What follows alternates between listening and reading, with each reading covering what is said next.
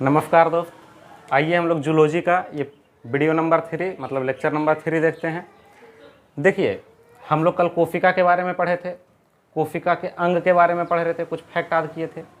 तो कोशिका का जो अंग था उसमें हमने माइटोकॉन्ड्रिया तक बता दिया था, उससे आगे इस वीडियो में देखते हैं।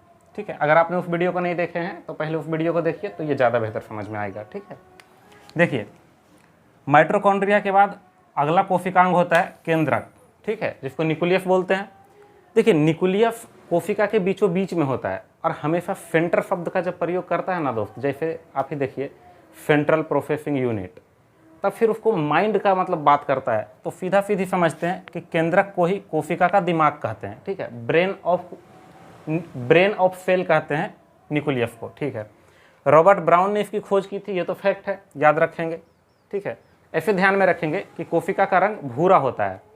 जैसे हम लोग का मांस है तो भूरा होता है ना, तो ऐसे याद रखेंगे कोशिका का रंग भूरा होता है, मतलब ब्राउन होता है। ठीक है, कोशिका का दिमाग होता है। दिमाग में पानी थोड़े ना भरा होगा, दिमाग में क्या भरा होगा? प्रोटीन, क्योंकि शरीर ही प्रोटीन का बना हुआ है। तो कोशिका 80% प्रोटीन का बना होता है, जबकि कोशिका में जो द्रव होते हैं, कोशिका का द्रव 80% पानी का भरा होता है, जबकि कोशिका के अंदर जो न्यूक्लियस होता है, जो केंद्रक होता है, ये 80% प्रोटीन का बना होता है। ठीक है, अच्छा एनिमल में मतलब जानवर में, जो जानवर के कोशिका होते हैं उसमें सबसे बड़ा कोशिकांग जो होते हैं, कोशिका का अंग जो ऑर्गन होते हैं, सेल ऑर्गन बोल सकते हैं, कोशिकांग जो होते हैं वो केंद्रक ही होता है। मतलब मानव कोशिका में भी अगर बात करें तो सबसे बड़ा अंग केंद्रक ही होता है, जबकि प्लांट वाले में ऐसा नहीं होता है, पादप कोशिका में ऐसा नहीं होता है। आगे पढ़ेंगे, पादप कोशिका में सबसे बड़ा क्लोरोप्लास्ट होता है। ठीक है ना। देखिए अगला है रसधानी, इसको रसधानी ऐसे बोलता है, लेकिन रसधानी हो या रसधानी हो ये पूछता कभी नहीं है, एग्जाम में हमेशा वैक्यूल्स लिख के देता है। ठीक है ना। तो वैक्यूल्स की बात करें तो इसका एक ही काम है, वैक्यूल्स को ऐसे नहीं याद रखिएगा, वैक्यूल्स को समझिएगा भोका मतलब खाली जगह, खाली जगह में क्या रहेगा? पानी। तो वैक्यूल्स जल का संचय करता है, ये जल को स्टोर करके रखता है। अच्छा, आदमी के पास तो बहुत पानी अवेलेबल है, जानवर जब चाहे तब पानी पी सकता है, लेकिन पेड़ पौधा चल ही नहीं सकता है, तो उसको बारिश होगा तब पानी मिलेगा, नहीं तो आप दीजिएगा पानी तब पानी मिलेगा। मतलब वो दूसरे के भरोसे ही है, उसको कब पानी मिलेगा कि नहीं मिलेगा। तो जब भी पानी मिलता है तो वो चाहता है कि हम इच्छा भर रख लें, कभी ज़रूरत पड़ेगा तो इस्तेमाल करेंगे। तो पानी को रखने का जगह जो होगा ज़्यादा पेड़ पौधा के पास होगा किसी जंतु के कंपेरिजन में, इसीलिए पेड़ पौधा का जो रसधानी होता है ये बड़ा होता है। मतलब पेड़ पौधा का जो वैक्यूल्स होता है वो बड़ा होता है कंपेयर टू जंतु के, एनिमल्स के। ठीक है, अगला कोशिकांग है लवक। ये लवक पहले बोलते थे, अब लवक भी लिखना छोड़ दिया हिंदी में, अब उसको ऐसे प्लास्टिड लिखता है। ठीक है, इसका अंग्रेजी प्लास्टिड होता है। ये प्लास्टिड भी एक पादप कोशिकांग है मेरे दोस्त, ये केवल और केवल पादप में पाया जाता है। ओके, मतलब प्लांट में पाए जाते हैं और फिर पाए नहीं जाते हैं, सबसे बड़ा कोशिकांग है ये, सबसे बड़ा है, सबसे बड़ा कोशिकांग है, मतलब सेल ऑर्गन। सबसे बड़ा सेल ऑर्गन पादप में अगर बात करें तो प्लास्टिड है। ठीक है ना। ये 3 प्रकार के होते हैं, एक क्लोरोप्लास्ट। ठीक है, क्लोरोप्लास्ट को हरित लवक कहते हैं हिंदी में। इसी क्लोरोप्लास्ट में क्लोरोफिल पाया जाता है। देखिए ये क्लोरोप्लास्ट बड़ा टर्म है, मतलब एक क्लोरोप्लास्ट जगह होता है पत्ती में, बताएंगे आगे। मतलब सेल जो कोशिका होता है उसमें एक पार्ट होता है क्लोरोप्लास्ट, इस क्लोरोप्लास्ट के अंदर पाया जाता है क्लोरोफिल, और उस क्लोरोफिल के अंदर मैग्नीशियम पाया जाता है। तो सीधा क्वेश्चन पूछता है कि क्लोरोप्लास्ट में कौन सी धातु पाई जाती है, तो मैग्नीशियम पाई जाती है। ठीक है, क्लोरोप्लास्ट का काम है भोजन बनाना, ये पत्ती और तना में पाया जाता है। देखिए तना भी हरा होता है पेड़ पौधों का, इसीलिए तो पतझड़ के मौसम में जब पत्ती गिर जाती है तो भोजन बनाने का काम तना करती है। वो 1% ही भोजन बना पाती है, लेकिन कुछ कुछ भोजन बना लेती है, इसीलिए तना हरी होती है। तो पत्ती और तना दोनों जगह क्लोरोप्लास्ट पाया जाता है, इसमें मैग्नीशियम पाए जाते हैं। दूसरा जो प्लास्टिड है उसको ल्यूकोप्लास्ट बोलते हैं, या अवर्णित लवक। अवर्णित लवक, ओ का मतलब होता है नहीं, मतलब अवर्णित मतलब रंग नहीं है, ये बिना रंग वाला है ल्यूकोप्लास्ट। ठीक है ना, वर्ण रहित, इसको वर्णित बोलते हैं हिंदी में। ठीक है, ल्यूकोप्लास्ट ये भोजन का संग्रह करता है। देखिए ये भोजन बनाया था और ये जमा रखता है। ठीक है, तो कभी कभी पूछा जाता है कि फूड स्टोरेज किसे बोलते हैं, तो ल्यूकोप्लास्ट को। हिंदी में इसको ऐसे लिखता है कि खाद्य भंडार किसे कहते हैं, ल्यूकोप्लास्ट को या अवर्णित लवक को। ठीक है। इसका काम है भोजन का संग्रह करना। ये या तो भोजन फल में संग्रहित होगा या जड़ में संग्रहित होगा। जब जरूरत पड़ेगी, जरूरत कब पड़ेगी, जब पतझड़ के मौसम में पत्ती गिर जाएगा, तना पूरा भोजन बना नहीं पाएगा, तब इसका जरूरत पड़ेगी। या तो फिर जब पत्ती भोजन बना नहीं रहा होगा, जैसे बहुत सारे दिन ऐसा होता है कि सूर्य का प्रकाश नहीं निकलता है। सूर्य का प्रकाश का मतलब लाइट अगर है तो फिर है, लेकिन कोहरे का टाइम को सोचिए, जब पूरा कोहरा होता है, ठंडी का टाइम होता है, तब सूर्य का प्रकाश एकदम नहीं होता है, एकदम मतलब अंधेला सा होता है, तब इस भोजन का यूज करता है पेड़ पौधा, जो कि संग्रहित करके रखा था, स्टोर करके रखा था। ये फल एवं जड़ में स्टोर रहते हैं भोजन, इसीलिए ल्यूकोप्लास्ट फल एवं जड़ में पाए जाते हैं। अगला जो प्लास्टिड है वो होता है क्रोमोप्लास्ट। नाम ही क्लियर है, क्रोमो का मतलब रंग होता है मेरे दोस्त, तो क्रोमोप्लास्ट मतलब वर्णित लवक, हिंदी में इसको वर्णित लवक कहते हैं। ये रंग प्रदान करता है। किससे रंग प्रदान करेगा? खास करके जो दिखने वाला पार्ट रहेगा, खाने पीने वाली चीजें, फूल रहेगी तो फूल में। तो देखिए क्लोरोप्लास्ट जो रंग प्रदान करता है, इसके कारण कुछ रंग ऐसे हैं जो पूछे जाते हैं एग्जाम में, तो इसको हम लोग याद रखते हैं एग्जाम्पल के तौर पे। टमाटर और मिर्च, मिर्च का हरा रंग नहीं, जब टमाटर भी पकने के बाद और मिर्च भी पकने के बाद जो लाल होता है वो लाइकोपेन के कारण होता है। ऐसे रखिएगा, जो टमाटर और मिर्च होता है ये लाल रंग की कलम से लिखी होती है, ठीक है ना, लाइकोपेन, ठीक है। तो टमाटर और मिर्च का रंग लाइकोपेन के कारण होता है। गाजर का रंग कैरोटीन के कारण होता है, इसीलिए इसका नाम भी कैरोट है, ठीक है ना। गाजर का रंग कैरोटीन के कारण। चुकंदर का रंग बीटानोन के कारण। देखिए काली नमक को क्या कहते हैं? बिटनोन। तो वैसे ही याद रखेंगे कि चुकंदर को खाने के लिए बिटनोन का प्रयोग करते हैं, ठीक है। बाकी ऑप्शन में बीटानोन रहेगा, आपको दिख जाएगा। फल का पीला रंग जेंथोफिल के कारण होता है। किसी भी फल का पीला रंग जो होता है वो जेंथोफिल के कारण होता है। जैसे आप आम का पीला रंग देखते होइएगा, अमरूद में देखते होइएगा, एक्स्ट्रा पक जाने के बाद वो पीला रंग हो जाता है।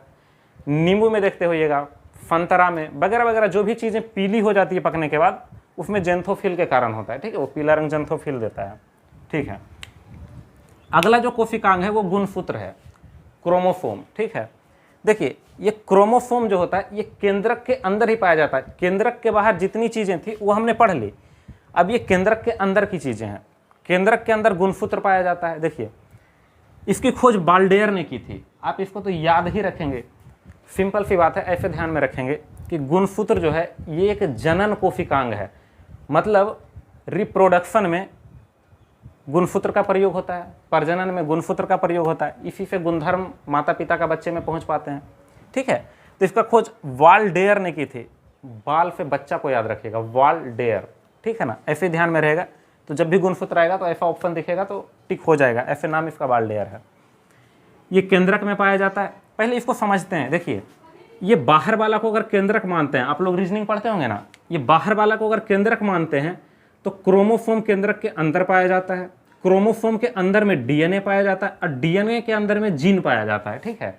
तो सबसे अंदर में कौन पाया जाता है? जीन। और ये जीन ही है जो माता पिता का जो गुण है वो बच्चों में ट्रांसफर कर देते हैं, ठीक है। कि आपकी अगली पीढ़ी, जो आपका प्रजनन होकर अगली पीढ़ी बनेगा, वो कैसा बनेगा ये डिपेंड करता है जीन पे, कि उसका जीन पे क्या मैसेज है। माता पिता का सारा इन्फॉर्मेशन को जीन ही लेके जाता है। तो कई सारा जीन मिलके डीएनए बनाता है, कई सारा डीएनए मिलके क्रोमोसोम बनाते हैं, और कई सारे क्रोमोसोम मिलके केंद्रक बनाते हैं, ठीक है। अब केंद्रक में मैक्सिमम प्रोटीन होते हैं। तो जीन को आनुवांशिकता का आधार कहते हैं, ठीक है, कि माता पिता का कितना गुण लक्षण बच्चों में जाएगा, इसको आनुवांशिकता कहते हैं। तो इसका आधार कौन है? जीन, ठीक है। अब अभी हम क्रोमोसोम को देख रहे हैं, तो क्रोमोसोम का थोड़ा सा स्ट्रक्चर पढ़ लेते हैं। क्रोमोसोम का जो ऊपरी पार्ट होता है इसको फेटेलाइट बोलते हैं, ऐसे याद रखेंगे। ऊपर में फेटेलाइट घूमता है तो इसीलिए ऊपरी पार्ट को फेटेलाइट, बीच वाले को सेंट्रोमर और नीचे वाले को टेलोमर। टेलो मतलब पूंछ, नीचे वाला तो टेलोमर, ठीक है। तो फेटेलाइट, सेंट्रोमर और टेलोमर। ऐसे पूछता है कि गुणसूत्र के मध्य भाग को क्या कहा जाता है? सेंट्रोमर। गुणसूत्र के नीचे वाले हिस्से को क्या कहते हैं? टेलोमर। गुणसूत्र के ऊपरी हिस्से को फेटेलाइट, ठीक है। अब कुछ जीवों में गुणसूत्र की संख्या पूछता है। यहाँ पे उदाहरण के लिए हमने कुछ जीव को लिख के रखा है। ये वो सारे जीव हैं जिसमें एग्जाम में पूछा जाता है, इंपॉर्टेंट है एग्जाम के दृष्टिकोण से, इसीलिए इन्हें लिया गया। जीवाणु में एक ही क्रोमोसोम पाए जाते हैं, सबसे कम क्रोमोसोम अगर किसी में पाए जाते हैं तो जीवाणु में।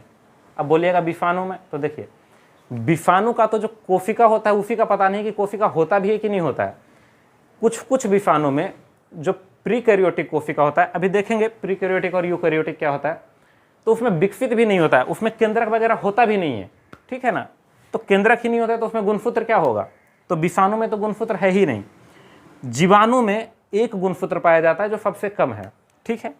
मटर में 14 गुणसूत्र पाया जाता है। ऐसे याद रखेंगे, जब अनुवांशिकी पढ़ रहे होंगे बोटनी चैप्टर में, तब देखेंगे मटर पे मेंडल ने 7 तरह के प्रयोग किया था, 7 कॉम्बिनेशन लिया था, तो उसी को दुगुना कर दीजिए, 7 जोड़ा रहता है तो फिर 14, ठीक है। मटर में 14 पाए जाते हैं।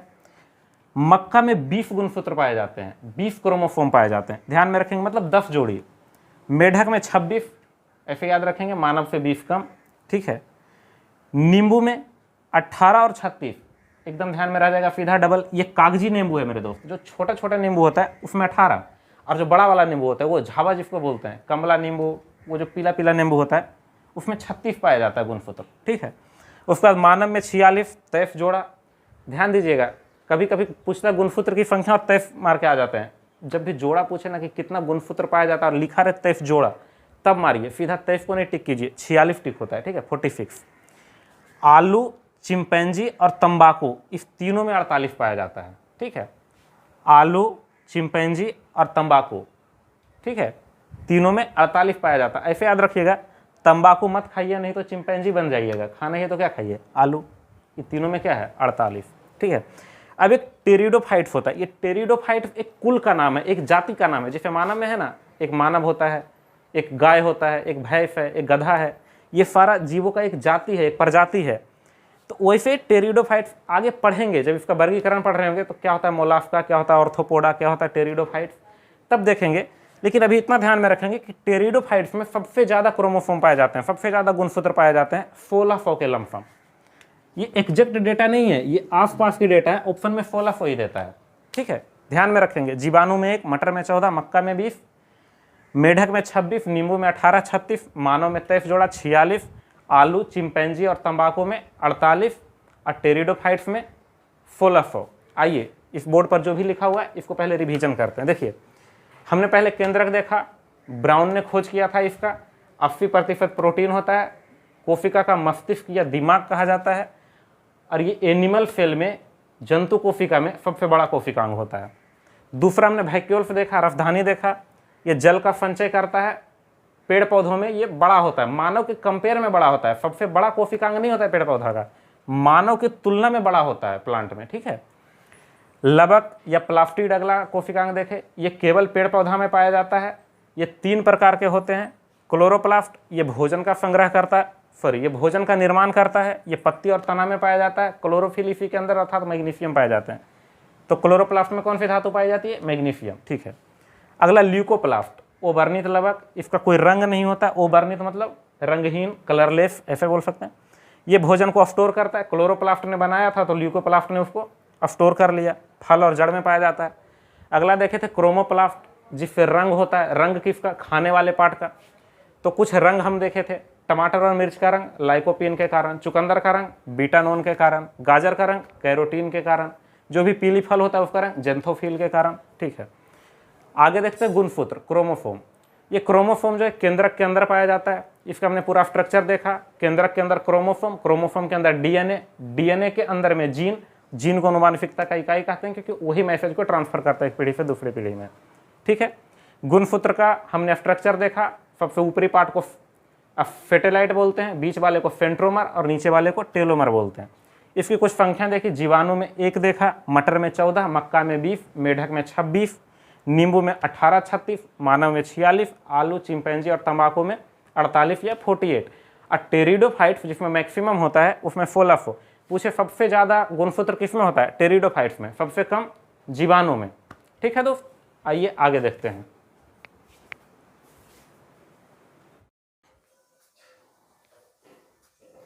देखिए, क्रोमोसोम के बाद हमने कहा था उसके अंदर डीएनए पाया जाता है, मतलब न्यूक्लिक एसिड पाया जाता है, डीएनए या आरएनए, ठीक है।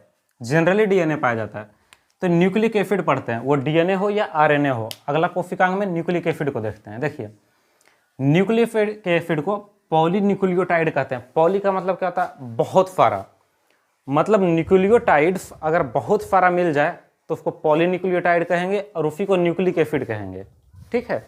देखिए, अब ये पॉलीन्यूक्लियोटाइड का कंस्ट्रक्शन है, ये 2 तरीका का नहीं होता है, ये दोनों मिलकर बना होता है पॉलीन्यूक्लियोटाइड, ठीक है ना। ये दोनों मिलकर बना होता है न्यूक्लिक एसिड। ये जो एक न्यूक्लियोफाइड होता है और एक फॉस्फेट होता है, ठीक है। न्यूक्लियोफाइड में भी दो चीज़ मिला रहता है, एक सुगर मिला हुआ रहता है जिसको शर्करा बोलते हैं, एक नाइट्रोजन बेस मिला हुआ रहता है जिसको नाइट्रोजन क्षार बोलते हैं, ठीक है। ये क्या है, ये शर्करा है और ये क्षार है, ठीक है। तो शर्करा जो है, जो शुगर है, इसमें दो चीज मिला हुआ रहता है, या तो राइबोज होगा या तो डायऑक्सीराइबोज होगा। ये होता है आरएनए में और ये डायऑक्सीराइबोज होता है डीएनए में, ठीक है। इस दोनों में से कोई एक ही शर्करा रहेगा। अगर डायऑक्सीराइबोज रहेगा तो वो डीएनए में रहेगा और राइबोज रहेगा तो वो आरएनए में रहेगा, ठीक है। अब नाइट्रोजन क्षार की बात करते हैं, नाइट्रोजन बेस की बात करते हैं। तो नाइट्रोजन बेस में भी दो चीज मिला हुआ रहता है, एक को प्यूरिन बोलते हैं, एक को पायरेडमीन बोलते हैं। ये टर्म अगर आप भूल भी जाते हैं तो कोई बात नहीं है, ठीक है ना, ये उतना इंपॉर्टेंट नहीं है जितना उसके आगे वाला इंपॉर्टेंट है। देखिए, प्यूरिन के अंदर दो बेस आते हैं, एक एडेनिन एक गुआनिन, ठीक है।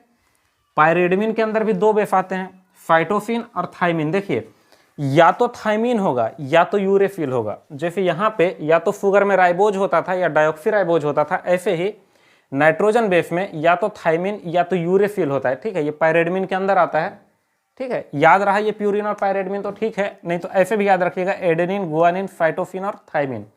इसको ऐसे याद रखते हैं ATGC। ऐसे क्यों याद रखते हैं, क्योंकि समझिए एडेनिन और थाइमिन जो होता है इनके बीच में डबल बॉन्ड होता है। इसको थोड़ा सा मॉडिफाइड करके हम लिख देते हैं, थाइमिन के बाद यू भी लगा देते हैं, यूरेसिल। देखिए, एडेनिन और थाइमिन के बीच में डबल बॉन्ड होता है और ये हाइड्रोजन बॉन्ड होता है, तो डबल हाइड्रोजन बॉन्ड होता है। तो एडेनिन और थाइमिन के बीच में डबल हाइड्रोजन बॉन्ड होता है। गुआनिन और साइटोसिन के बीच में ट्रिपल हाइड्रोजन बॉन्ड होता है, ठीक है। ऐसे याद रखेंगे। और जहां पे डीएनए होता है तो डीएनए में ये थाइमिन पाया जाता है और आरएनए में यूरेसिल पाया जाता है, ठीक है। इस बात को ध्यान में रखेंगे। तो अगर डीएनए रहेगा तो एडेनिन और थाइमिन, गुआनिन एंड साइटोसिन। देखिए, थाइमिन को ही याद रखते हैं क्योंकि जनरली डीएनए पे ही क्वेश्चन आता है, लेकिन कभी अगर आरएनए पे आ गया तो फिर यूरेसिल लगा देंगे, ठीक है ना। एडेनिन और थाइमिन के बीच में डबल बॉन्ड हाइड्रोजन बॉन्ड होता है, गुआनिन और साइटोसिन के बीच में भी ट्रिपल हाइड्रोजन बॉन्ड, ठीक है। इसको एक बार फिर से देखते हैं। न्यूक्लिक एसिड आरएनए या डीएनए दोनों को न्यूक्लिक एसिड कहते हैं। इसको पॉलीन्यूक्लियोटाइड कहते हैं। न्यूक्लियोटाइड को बहुत सारा मिलने से बनता है। ये दो पार्ट में बने होते हैं, एक न्यूक्लियोफाइड और एक फॉस्फेट से मिलके। फॉस्फेट तो ठीक है, न्यूक्लियोफाइड भी दो पार्ट में बने होते हैं, दो चीज मिलकर बनता है, एक शुगर और एक बेस, नाइट्रोजन बेस होता है, ठीक है। इसमें नाइट्रोजन की प्रधानता होती है, इसलिए नाइट्रोजन बेस कहते हैं। देखिए, शुगर दो टाइप के होते हैं, एक राइबोज एक डायऑक्सीराइबोज, लेकिन किसी एक में एक ही शुगर प्रेजेंट होगा। अगर डीएनए है तो डायऑक्सी, आरएनए है तो राइबोज, ठीक है, ठीक है। नाइट्रोजन बेस में ये दो बेस मिलकर बने होते हैं, एक प्यूरिन और एक पायरेडमीन। अगर ये नहीं भी रहता है याद तो काम चल जाएगा, लेकिन याद रहता है तो प्यूरिन के अंदर एडेनिन और गुआनिन, इसको ए से दिखाते हैं शॉर्ट में, ए से, इसको जी से। इसमें पायरेडमीन के अंदर साइटोसिन और थाइमिन एंड यूरेसिल, ठीक है। तो ATGC adenine, thymine, guanine, cytosine. DNA में थाइमिन होता है, आरएनए में यूरेसिल होता है, ठीक है। आज का वीडियो को यहीं पे रोकते हैं। इसके आगे डीएनए और आरएनए को सेपरेट अगली वीडियो में पढ़ेंगे, ठीक है। धन्यवाद। और आप लोग लाइक, शेयर और सब्सक्राइब करें यदि आपको अच्छा लगता है तो, ठीक है।